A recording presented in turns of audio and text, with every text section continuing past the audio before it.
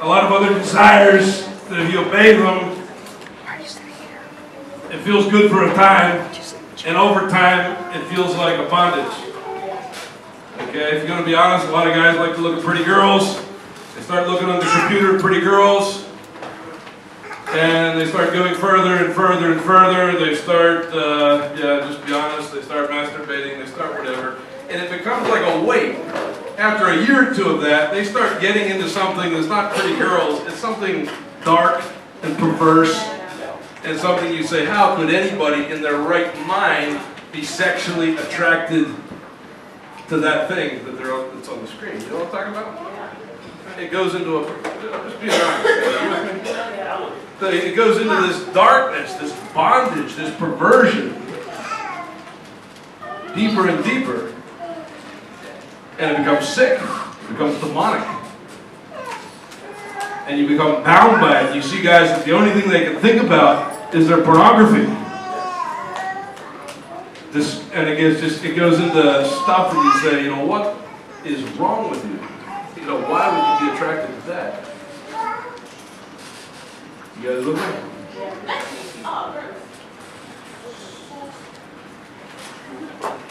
So freedom has something to do with obeying desire. It really does, honestly. But it has something to do... Somebody explain it to me. Explain it to me, please. It does have something to do with the freedom to do what you want to do.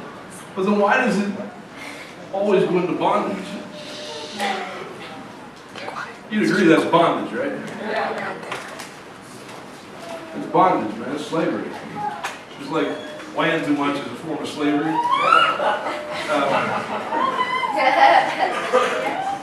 And you have people who try to obey God. Okay? You take these guys in London yesterday and just blew up whatever. We're going to obey you all up to murdering, killing, destroying. When you say bondage. Well, they're more radical than you guys, okay? They really want to obey God. We really want to obey God. Whatever He tells us. Put knives on the subway, cutting throats, and so on. You say bondage. Freedom has something to do with obeying, having the freedom to do what you want to do. But, what you going to obey? Let's pray. Father, I pray you teach us something about freedom today. I know there's a freedom that comes from you, that is life and it's power. I know there's a freedom, you say, who the Son sets free shall be free indeed. I know there's a freedom that you want to give us, Lord. And Lord, we know there's a lot of false paths to freedom. A lot of things that people think will lead to freedom. And they don't. They lead to bondage. They lead to slavery. And so I pray that every person here would learn something about true freedom this morning. You say it with me. Who the Son sets free, shall be free indeed. Amen. So there is a freedom. The Bible talks of a freedom. The Bible talks of the sons of God. And what's it say about the sons of God? It says, the earnest expectation of creation eagerly waits for the revealing of the sons of God. For the creation was subjected to futility, not willingly, but because of Him who subjected it in hope, that the creation itself would also be delivered from the bondage of corruption into the glorious liberty of the children of God. Talking about all creation, every bondage, say all creation, being delivered into the glorious liberty. The glorious liberty of the children of God. What does that mean, Alan? I got a good theologian sitting here. The glorious liberty. Glorious liberty. It's talking of all creation being set free. Okay? Actually, biblically, even the animals are in a kind of bondage. You watch a nature show and you watch some mother has all its little babies just killed right in front of her and eaten. Maybe it wasn't supposed to be that way in the very beginning. Okay. Maybe even creation is suffering somehow. So anyway, if you enjoy hunting, enjoy it now. Maybe it's not there when you get to heaven.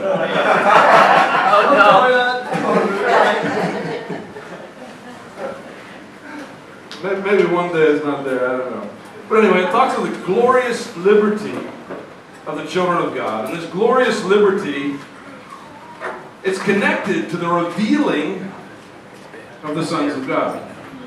So it talks of this revealing of the sons of God. The revealing of the sons of God. And these sons are so free, they're going to bring all creation into glorious liberty. Okay, these are the most free people that ever walked the earth.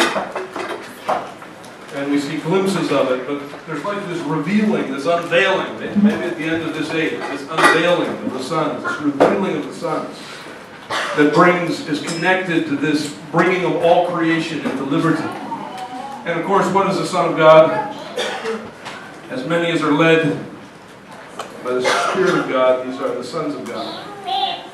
And so it's talking about these people of freedom. It's talking about these people who bring freedom. It's talking about these people who are completely free. So what does that mean to be completely free? We already said that just doing what you want to do doesn't always get you there. Just doing what you feel like doing doesn't always take you in the direction you want to go. My friend Katana, he said men are like, he's the African guy I work with in Kenya closely. He says, men are like coconuts. And he said they're created in the image of God. There's something sweet and good to eat inside a coconut. And there's something deep inside every man that is created in the image of God. There's something sweet. There's something that responds to the love of God. That was created to love God, was created to worship God. There's something deep inside every person. And it's deep. And he said it's covered up by this thick shell. And most people never actually reach the heart. And they never actually live from the heart. And what he's saying is there is a stronger desire, a deeper desire, than the desire to have sex and the desire to eat donuts. Okay? There's a deeper desire. It's a stronger desire. It's a hidden desire. It's deep in the heart of man. It was their creation. And many men live their whole life without ever reaching that.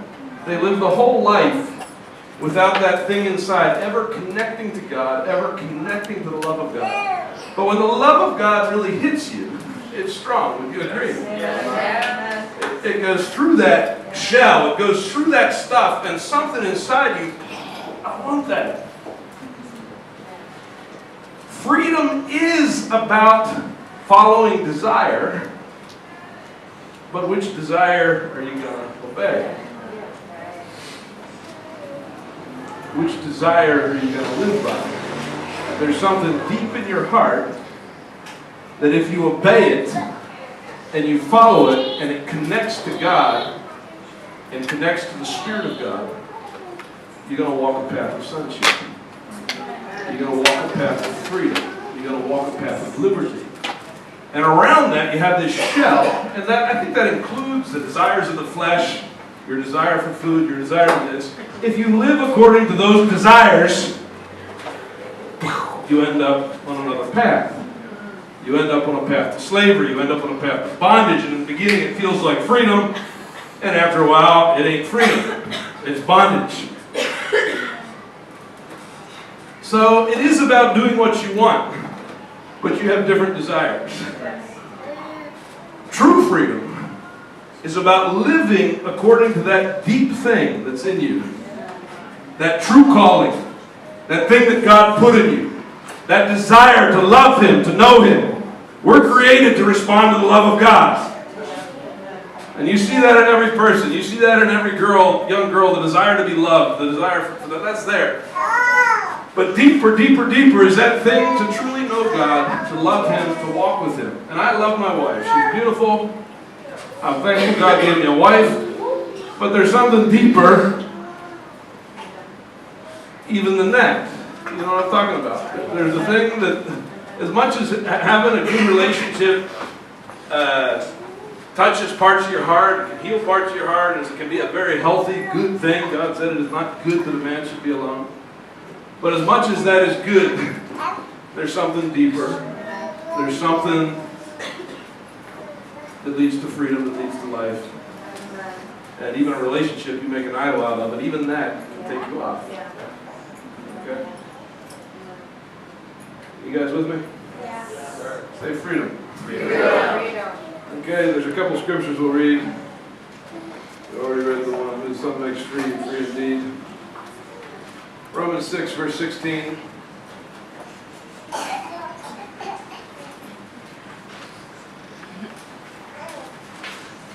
It's saying, what then? Shall we sin because we're not under law but under grace? Certainly not. Don't you know that the one to whom you present yourselves slaves to obey, you are that one slave of who you obey, whether sin leading to death or obedience leading to righteousness. And it says you become the slave of the one you obey.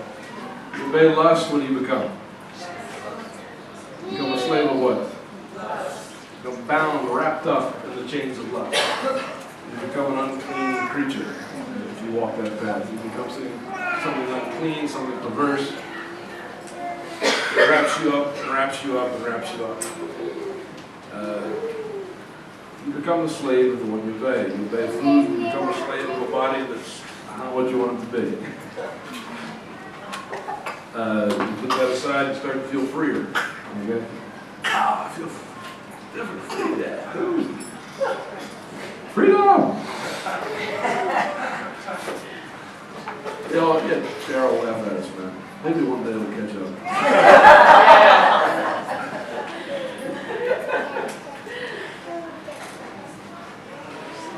Anyway, you become a slave of the one you obey. You obey lust, you become a slave of lust.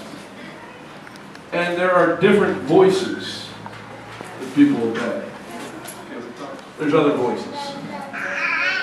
There's other voices that people obey. Some of you right now are trying to decide which voice do I really obey. There's a lot of things to do in life. There's a lot of choices to make. Freedom comes out of that deep thing inside where you're doing the thing you were created to do. Okay? You do the thing He made you to do, and something in your heart connects to that and says, yes, this is it. When you're loving the one He made you to love, you're created to love God. Tell your neighbor you are created to love God. That's not supposed to be an experience you had a couple times in your life where you felt His love. God, it's supposed to be something you walk deeper and deeper into. And it says those who are led by the Spirit. But it's the Spirit connecting with the heart, not the mind. It's the Spirit going inside you, pushing you, connecting to the deepest thing in you, leading you. And if you were led by your heart, connected to the Spirit of God, it'd be an awesome thing. You'd be the most free person on this planet. There'd be no bondage in the nation that could stop you. You'd cut right through. The disciples had that. We talked about fire coming. And when the fire burned at Pentecost, the fear of man was destroyed. They were free. They became so fearless. The love of money was destroyed. They went home, sold everything they had, gave it away. Just didn't matter. Their heart was so connected to God. And they just went. And it shook the whole world, turned it upside down. Okay? But like I said, there's a lot of voices. What are the voices? Somebody tell me a voice. We talked about the lust of the flesh. What's another voice? What is that? Depression? Yeah, that's a voice. I didn't think of that one, but that is one. Pride. What is it? Pride. The things that direct your life. Pride, but we'll call that lust of the flesh. Pride, okay, men lust after three things. What are they? Talking about the 3 G's. Gold, girls, glory. Say gold, girls, and glory. The lust of the flesh. Those are the things your flesh desires, and you follow that, and you end up in bondage to the flesh. There's other voices. We read a scripture. Okay, you guys know the scripture, I'm sure. Matthew 6, verse 24. No one can serve two masters. Either he will hate the one and love the other, or else he'll be loyal to the one and despise the other. You cannot serve God and money. You can't serve God and money. Therefore, I say, don't worry about your life, what you eat, what you drink, about your body, what you put on. It's not life, one of the clothes, one day. Okay, how do you serve money? What does that mean? It means every situation you face in life, every time you come to that crossroads, what should I do? Money always has a voice. And it tells you, you do the thing that'll make you the most money. Okay? And it always has a voice. Some of you graduate high school or college, or I don't know how old you guys are, or you're making choices about when are you graduating? I didn't graduate high school. So you're looking, what do I do? Money has a voice. It has a voice. What does it say? Make money, money, make money, money. Okay, it has that voice, and it's a strong voice.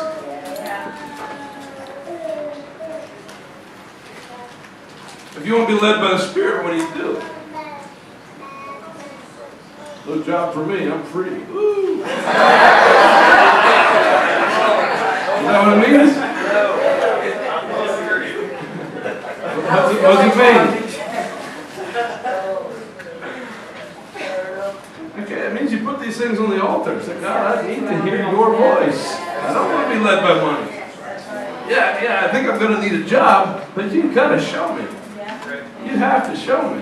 You have to speak it to me. I don't want to obey money. I want to obey your voice. I want to be led by the Spirit. As many as are led by the Spirit of God. These are the sons of God. I'm not going to live my life according to what makes the most money. I'm not going to do it. Doesn't mean you don't work hard. Okay? That's a bondage of its own. That's being... Okay, just sitting there doing nothing, waiting on the Spirit your whole life, that's usually that's someone that is in bondage to their flesh. They're just lazy. Tell your neighbor, your flesh is lazy. Flesh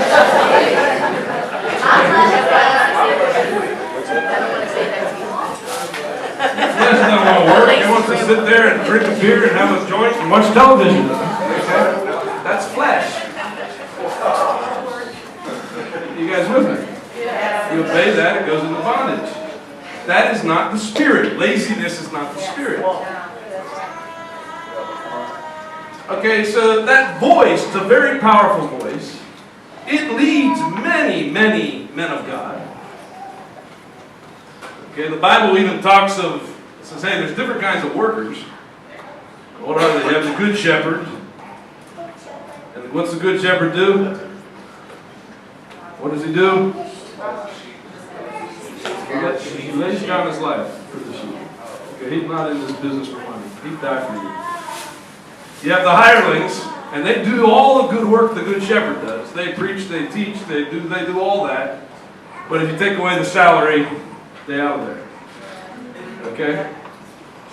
They do it if the money's there.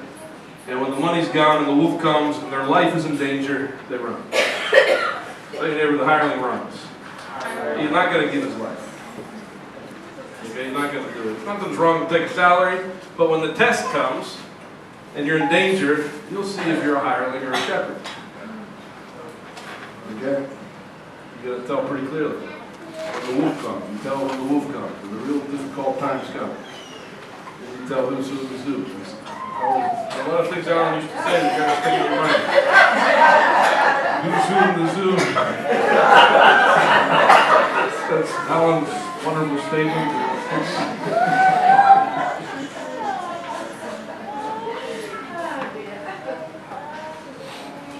Money has a voice. There's other voices. What's another voice? Reputation, glory. certain scribe came to...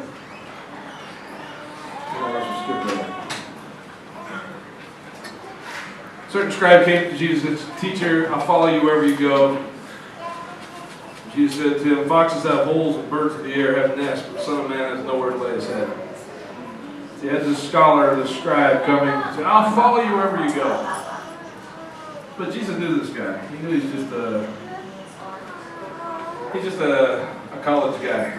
The college people talk radical, but they live real comfortable lives. You just do whatever you want in college, go to class, and pretend like you're a college radical. All these guys demonstrating on campus, rah, rah, rah. It's all noise.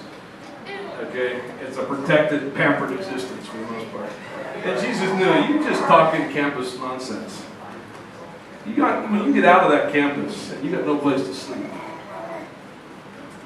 and you really follow me in the real world, on the streets, doing what you're supposed to do, you gotta realize that campus is pretty far away.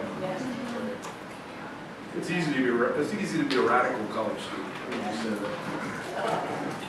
They're always demonstrating about everything. But a lot of them are spoiled. Forgive me if any of your students. It's the easiest time of life in the world. Go to a few classes and do whatever you want to do. College in America is easy. I compare it to some other countries. I compare it to my daughter who goes, hey, forget it. 2 or 3 nights without sleeping, studying, trying to pass. They'll fail 70% of the class, no problems in Europe. In America, if you fail anybody, it's a big crime. Anyway, that's another topic.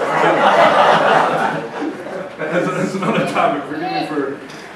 Anyway, the point is, he goes on. He says, another disciple came to me and said, "Lord, let me first go and bury my father." And Jesus said to him, "Follow me. Let the dead bury their own dead." Okay? Jesus, come on, man. Let the guy go to the funeral. Why not go to the funeral? The dad's dying. Why don't you let him go to the funeral? Why do you say, "Follow me," and you're even rude about it? You say, "Let the dead bury the dead." Why in the world would you say that? That's just nasty. Okay, why do you think he said that? Well, if you go to the funeral, there's a certain voice at the funeral. And at the funeral is when the family comes together. And they decide, they make the family decisions. They decide what's going to happen with the family business. They decide what's going to happen with the inheritance. Who's going to take care of this? Who's going to take care of that? At the funeral, there's a voice. What is the voice? What is the voice? What is the voice? Family. Say family. It's the voice of family. At a funeral, the voice of family carries a lot of weight. You're going to do this, you're going to pick up this, you're going to do that. And Jesus knew very well, this guy goes to that funeral, what's going to happen? He ain't never coming back. He ain't never coming back. That thing of family will be so strong that he'll never come back. And so he said, let him do it. You follow me. The voice of family is not the voice of God. It's not. What's that mean? Just like we say,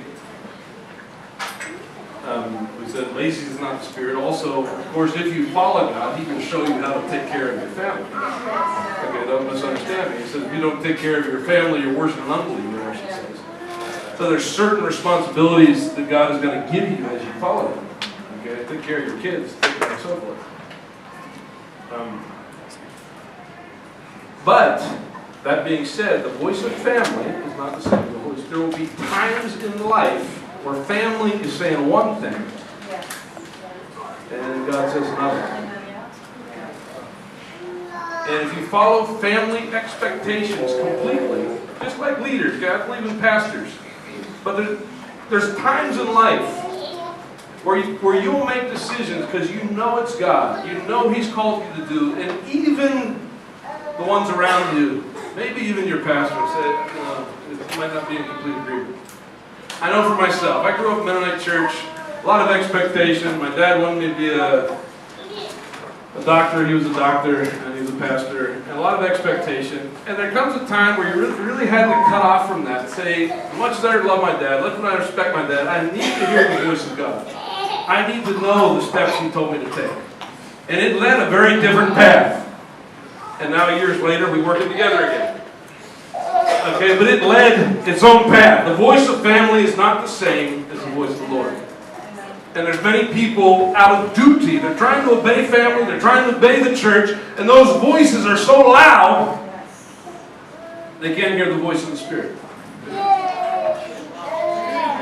And they live their life, do what their parents wanted.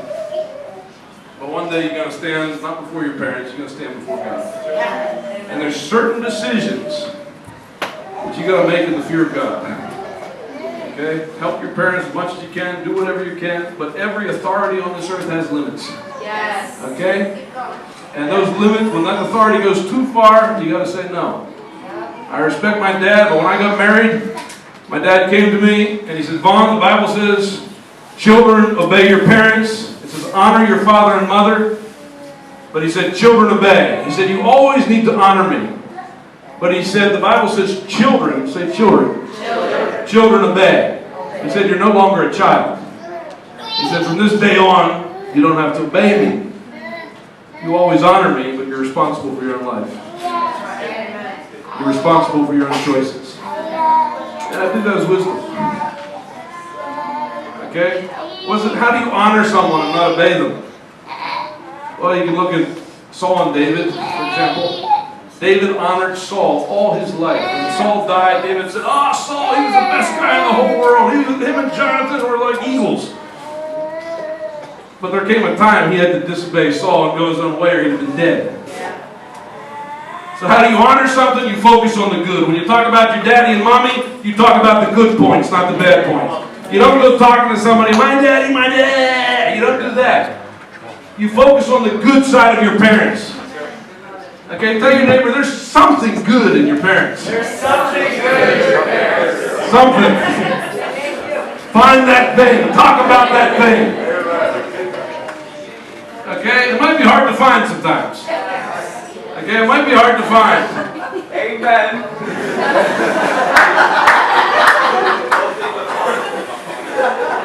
It might be hard to find, but you got to find it. And to honor them, when you talk about them, when you talk behind their back, focus on that stuff. And honor them. Even though you have to take a different path. Okay? You say, I didn't know my daddy, he wasn't around. Well, pray, man. Say, God, show me something in that guy. Show me something that was good. Maybe you're athletic. You say, thank God my daddy was an athlete. I don't know. But there came a time where Mary and the brothers came and said, Jesus, okay, it's enough of this. You got to come home now. Jesus was preaching, and him and his brothers came, and they were upset at some stories they were hearing. And they said, Jesus, we're waiting for you. It's time to go back home. And what did Jesus say? Who are my mother and brothers? He said, you do not control. That control, that obedience is broken. Absolutely not. I'm not going home with you. He actually was ruder than that. Okay? It was a lot ruder. Even when he was a boy, he said, I must be about my father's business. When he stayed at the temple. So Jesus disobeyed his parents. But he honored his parents. Okay? He loved them, he honored them, but he did disobey them. And there are times where you must disobey the voice of family and say, I have decided to follow Jesus. And I'm going to do what he told me to do. Now, if you're going to obey, what are the sons of God? Free. As many as are, say it together, as many as are led by the Spirit of God. These are the sons of God. The sons of God are going to bring all creation into freedom, into liberty. And why are these guys so free? They are ones who live from that deep desire inside, right? That desire to love God, to know God, to follow Him. And some of you right now, you have a lot of desires in your heart, and you're trying to decide which one to follow. Is that right?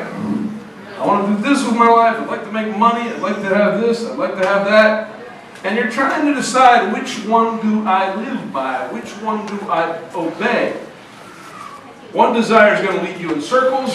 One desire is going to lead you into a high calling. It's going to lead you into freedom. There is one, if you obey Him, because He created you, and He knows what you're created to be and what you're created to do. As you obey, as you come into obedience, it comes into freedom.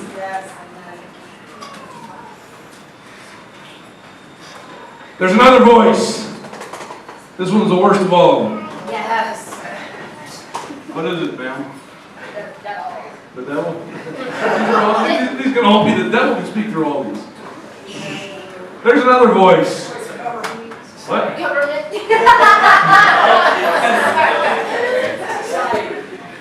I'm not going to get into government. I would guess you have different politics in here.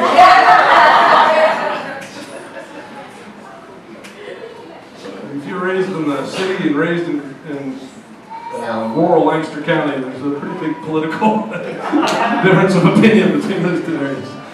Anyway, there's another voice, guys. Another voice. What is it? Eh? No. Religion. Alan knows all the answers. Religion. Fear is not good. Fear is a good voice. People can live by fear. But religion, the deadly thing of religion is it pretends to be the voice of God. Okay? And people think they're obeying God. And instead of leading them into liberty and leading them into freedom, it leads them where? Into bondage, into slavery. And you become the slave of the one you obey. Religion doesn't connect the heart. It connects to the religious opinions of the mind. And it connects that. It doesn't connect to the spirit. It connects to religion. Your religious opinions, the religious spirits connect. And you think you have the answers, but it leaves you into bondage. And you meet people who say the most spiritual words, but you feel bondage, man. You feel their heart. They are the least free people you meet sometimes. They are wrapped up in chains.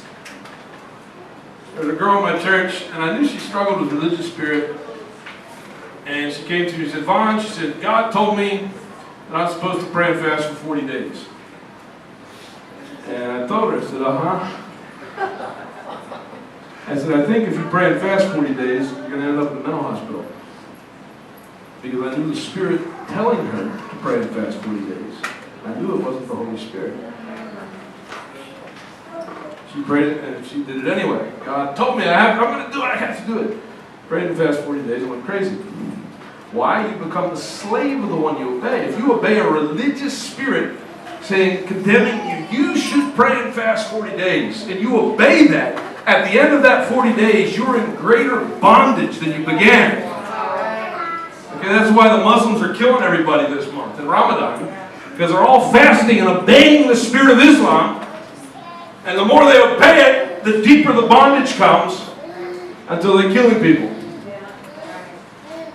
You with me? Yes, sir. So, as a leader, my question to you would be what did you personally get in that? You got to be sure who you're listening to. If the Holy Spirit tells you to pray and fast for 40 days, it's not difficult. It's a little bit difficult. But His grace is there. You wake up happy. You feel His presence. You see breakthrough in the things you're praying for.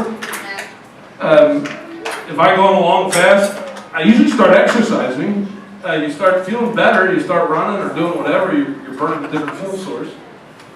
And it's not a difficult thing. You feel His presence. You know His hand is on it. And you come out, accomplish what that fast is to accomplish. But religion brings things that are just about the same, but the Spirit telling you to do it is not the Spirit of God. And it ends up in bondage. Okay, there's religions that say do this, do that, do whatever. If you're Mennonite, there's a long list of stuff that you should do. And if it's not the Spirit, it doesn't go anywhere. It really doesn't. You go in circles with it. You can go through a nice ceremony of feet washing or whatever. And I've seen I've seen that done by the Spirit, whereas people washed each other's feet, the Spirit fell, people cried and were delivered. And I've seen it done in a Mennonite church where it's just the most type of ritual you don't want anything to do with. You feel the difference. You with me?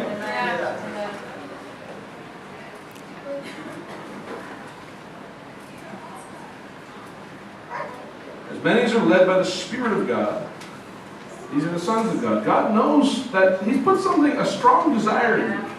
That desire is stronger than your desire for money, sex, and food. It really is. If you would tap into that, if you would reach that desire, it is stronger. That desire to obey Him, to follow Him, whatever. And as you follow it, the other stuff is not life and death. I travel all the time. I'm always happy to see my wife, but it's not life and death. Okay, it's not the controlling pressure of your life.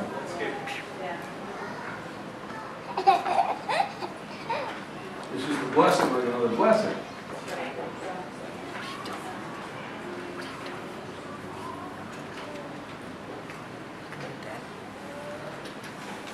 You with me? Yes. Some of you are, some not so much. Are you with me? God created you. He put something, a deep desire in you. And if your heart would connect to the Spirit,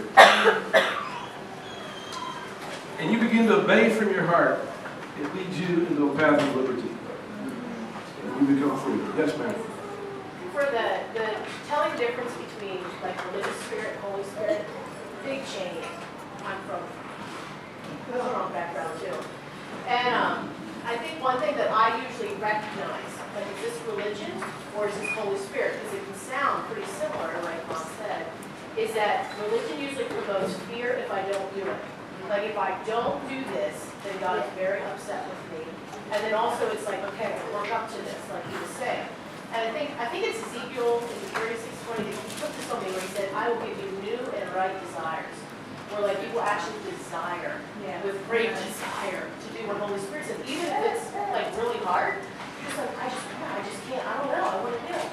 Religion is like, you gotta steel yourself and you're like, okay, we're gonna do this. It's like That's a good explanation. Okay, when the Spirit says it, there's like it's like an opportunity. It's like an excitement. Something's gonna. He called me to pray and fast 40 days. Something's gonna happen.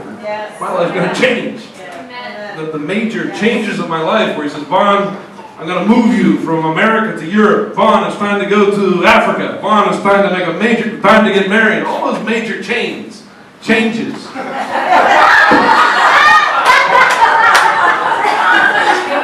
Those major changes often came in times of prayer and fasting. Okay, it came in times where you really seek it, and it's an opportunity. It's a time to meet with Him. Lord, you're telling me set apart time. Something special, something powerful is going to happen. And like you say, with religion, you're doing it, I should, or something bad's going to happen, or whatever. That's a good way. The way it feels is like that. Other question? I mean, I was just talking back here because it's the same thing as Catholicism. You know, I was brought up Catholic, and it's like when you get older, you have to do the baptism, you have to do the first communion in order to get to that next level with God. And yeah, that's good. That's a good one. Yeah, so you have these, it's always rules that, you're trying to gain a little bit of favor or whatever. It's not this opportunity, not this open heaven. Islam is a lot like that. Islam is a system of rules, and you need to do it because God is watching exactly what you did and what you didn't do, and He's keeping track of it.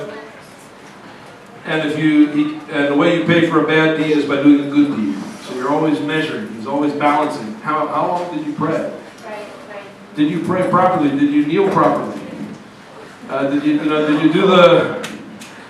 you do it exactly the way you're supposed to do it? And if you didn't, then you go back to the beginning and you might go to hell. Okay, that's Islam. Should I read one passage from Islam for you? Do it. I don't know if I can find it. I just wrote a book. I'm trying to get it done here. I finished it up this week.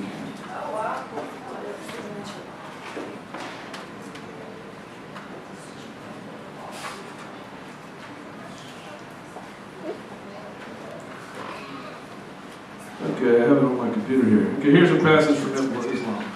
This is a revelation Muhammad received. He said the prayer offered in congregation, when you pray in church, is 25 times more superior. It has 25 more times the points compared to a prayer offered alone in your house or in a business center. So if you pray in church, you get 25 times the points.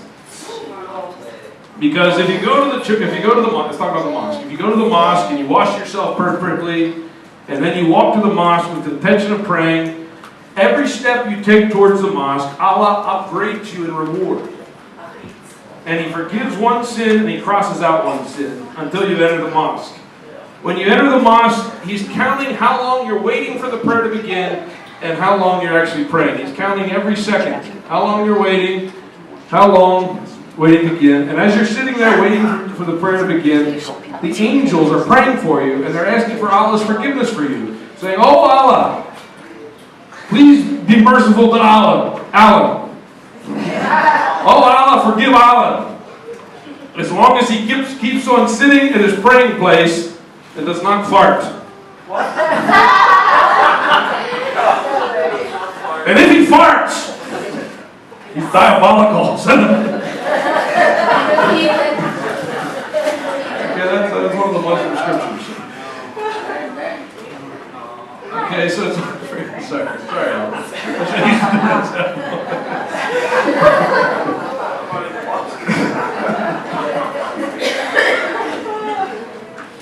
Okay, so it's all about all that kind of stuff. It doesn't take you anywhere. It leads you to bond. So you're doing it out of fear, duty. Did I do it right? Ah! I go back to the beginning. You with me? And Christianity is about the heart. It's not. Tell your neighbor, it's not about the fart. It's about the heart.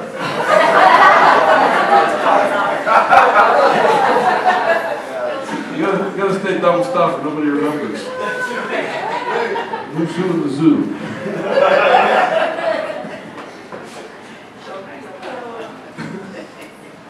Okay? It's about that depth of the heart connecting to God and connecting to that desire. And I know you feel it. I know there's times in worship you feel something inside, that strong desire. Loving God, to know Him. The worship is wonderful. Great. And you feel that in the worship. How many of you feel that in the worship? And your heart responds to that presence. Your heart connects to that presence. And if you learn to live by that desire, that strong desire to love God, to hear His voice, to do His will, it's going to lead you into freedom. It's going to lead you into power. If your heart was completely connected to the Spirit, you'd be unstoppable. You would be so free. You would set others free. Miracles would happen like that. There's no resistance of the mind. You believe the word completely. Boom, boom, boom. Okay, I'll be honest, I'm not focused much on healing. And your mind gets in the way, you start thinking, and you don't flow. Okay? When you really focus on that word and believe it and love it, you start to see it flow. Is that right? So when your heart fully connects, you start to see the kingdom. Jesus said, out of you rivers of living water. The rivers begin to flow. The rivers begin to flow. The rivers begin to flow. And those real sons who really live by that desire, I don't know if we've seen the fullness of that yet. Okay, Jesus said, you're going to do greater works than I've ever done. What kind of works is He talking about? Is He talking about miracles or something else? Huh? He's actually talking about miracles. You're going to do greater miracles. Okay? You're actually going to speak to a mountain that's going to go into the sea. You want talking about the mountain of your problems. He's talking about a real mountain. He's talking about a level of the supernatural. A level of the kingdom flowing through you. It's greater than we've ever seen. And that can be you. It's really your choice. You guys, some of you are saying, who am I? What am I? Other guys run ahead. And I just want to go do what I want to do. But that thing is in you. Is that true, guys? Is it true? Not just in the guys up front, the leaders. It's there in you guys. And God's not a respecter of persons. You can decide to live by that. And not live by lust. And not live by fear. And not live by religion. But hearing His voice is not easy when all those other voices are there. When all those other voices are around you and you're surrounded by friends that are lusting at, did you see her? Did you see this? What about, ooh? Yeah. Those voices become pretty strong. Is that right? You got to shut off the other voices. You got to shut them down. And if you obey them, they're going to lead you into bondage. You got to shut them down. Okay? You can't sit there watching trash on TV and feeding the other voices and then be accurately led. You with me? You got to shut down those voices.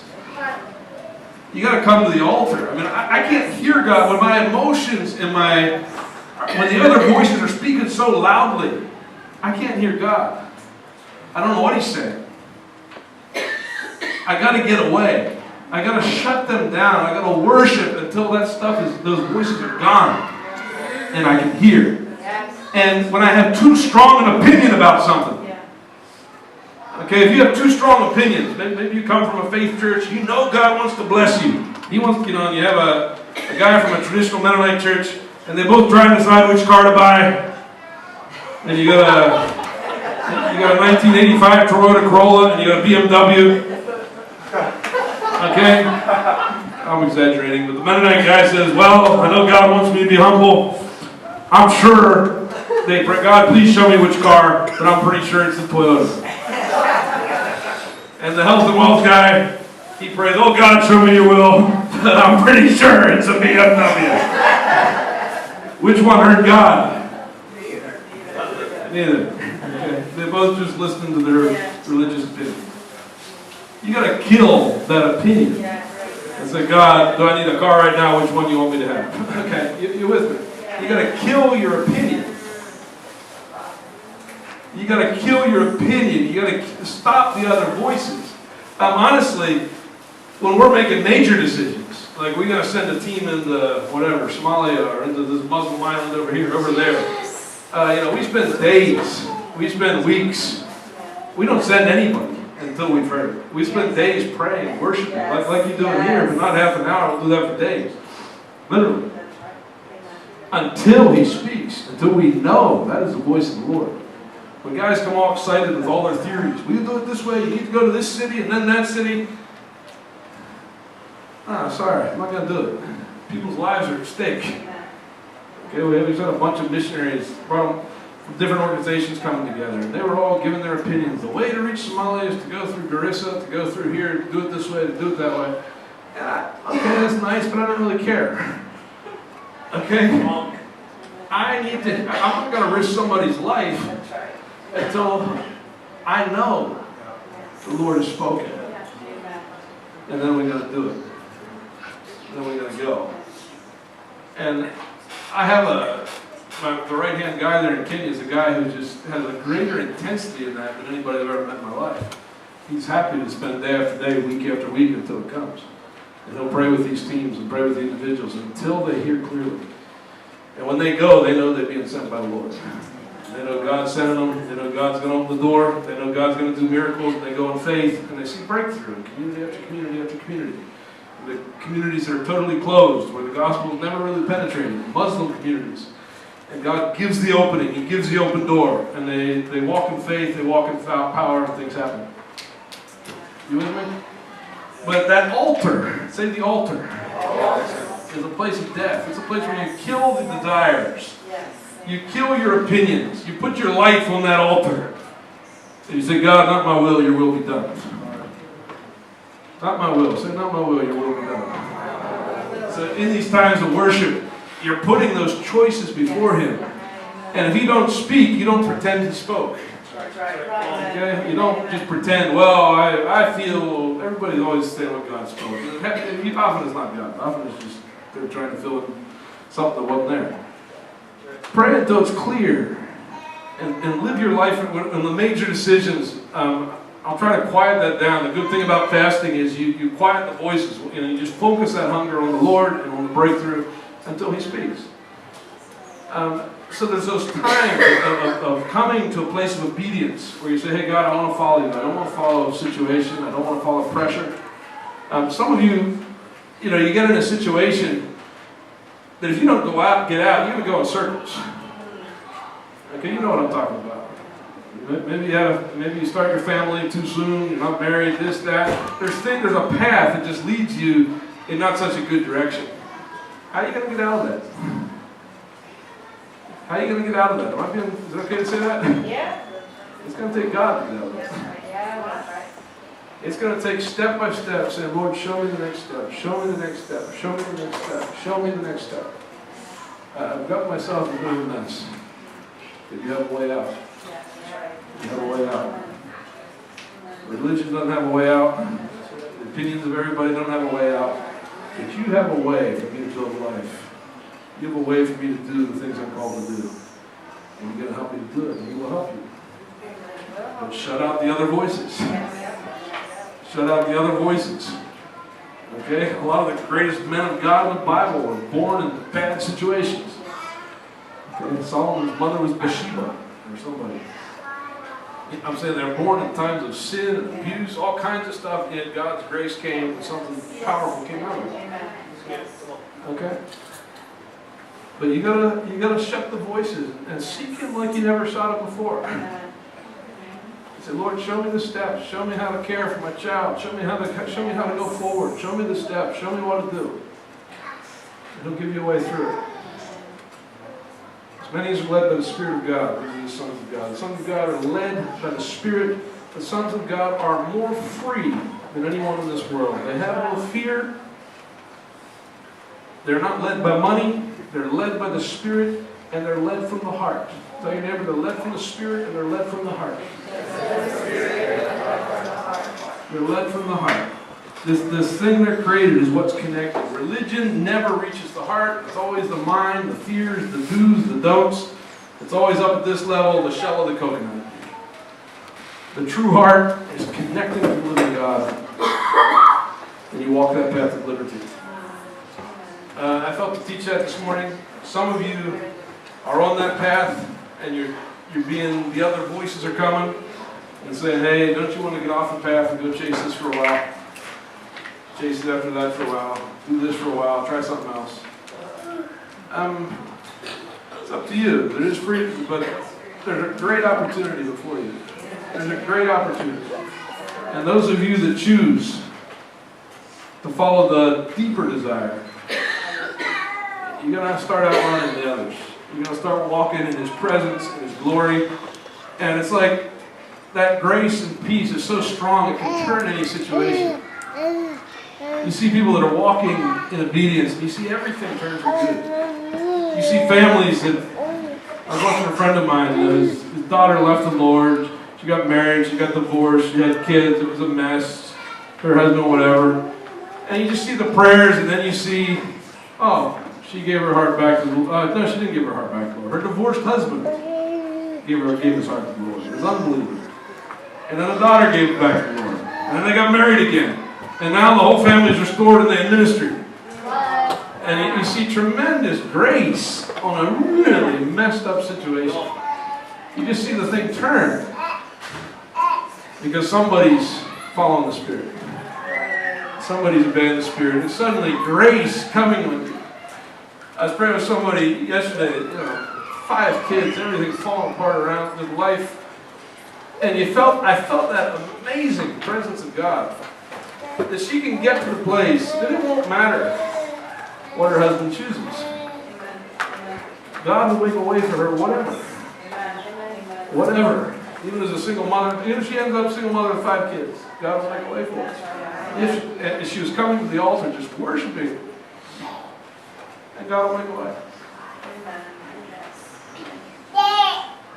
So I'm being a little bit blunt. I don't know but it's there. The way is there. There's a way forward for all of us. And it's a path into sonship. It's a path into calling. Let's just have time of worship. And I want you to think about what I'm saying. And I want you to think about how you're going to live your life. And which voice you're going to obey. And if you don't know the voice of God, and you're not sure what I'm talking about, those who seek are going to find. Those who knock, the door is going to be open. It should be this strong desire. Lord, I don't want to live by any voice, and I want to live by the real call. I don't want to live by the pressure of religion. I don't want to live by the pressure of men. And I know that whatever wrong choices I made, there's a way out of it. There's a way into victory. There's a way into my calling. Because your grace is greater.